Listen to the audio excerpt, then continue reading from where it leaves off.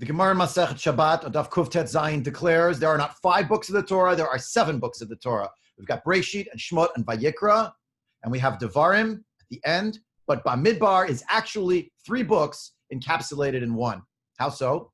There's a first section comprised of Parshat Bamidbar and Naso, and the first section of Parshat Behaalotecha, our Parshat Shavua, and then a latter section that begins with the story of the Jewish people's actual travels through the Midbar until the end of the book.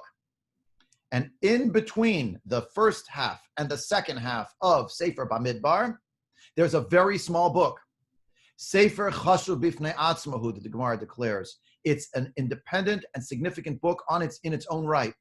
How many verses are in it? 2. How many letters? 85. The 2 psukim are the 2 psukim that we know so well because we recite them surrounding the taking out and the returning of the Sefer Torah to and from the Aron Kodesh in the Shul. These 2 psukim are the psukim of Vayhi bin Soah Aaron, Vayomer Moshe, etc., and the pasuk Uvenucho Yomar Shuva Hashem. So when the Aron traveled, here's what Moshe would say, and when they put the Aron Kodesh back down, i.e., they were going to encamp again in the Midbar, this is what they would say. These 2 psukim are actually with 2 upside-down nuns in a Sefer Torah, bracketing them on either side. And I would submit that the idea here, every time we open our Aron Kodesh, we get ready to take the Sefer Torah out and to read from it, is to remind ourselves we're also on a journey.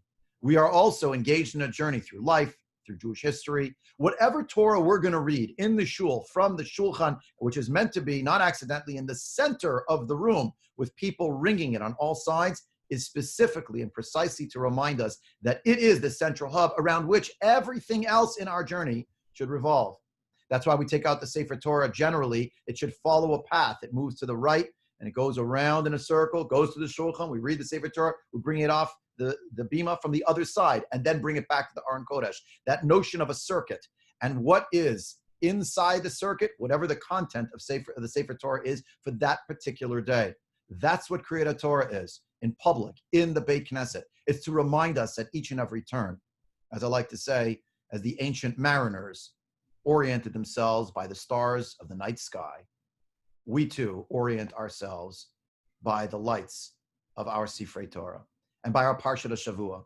And I hope that each of us, whatever our particular Parshat HaShavua, our portion of the week, our moment in which we find ourselves, be it a moment of excitement or a moment of frustration, a moment of anticipation of going back into the Beit Knesset, or a moment of feeling that one is still waiting to do so, that we feel in our bones that we are part of that journey between Vayhi bin Soha Aaron and Uvenucho Yomar.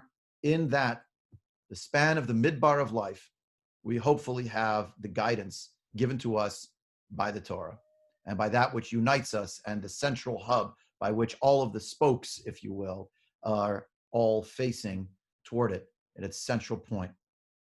Yehi Ratzon that we, as we go into this Shabbos, the Shabbos that has 3 of the Sifrei Torah, according to the Gemara Masechet Shabbat, first section, last section, and the bridge between them, these 2 psukim, and that we find ourselves inside this small Sefer of the Torah.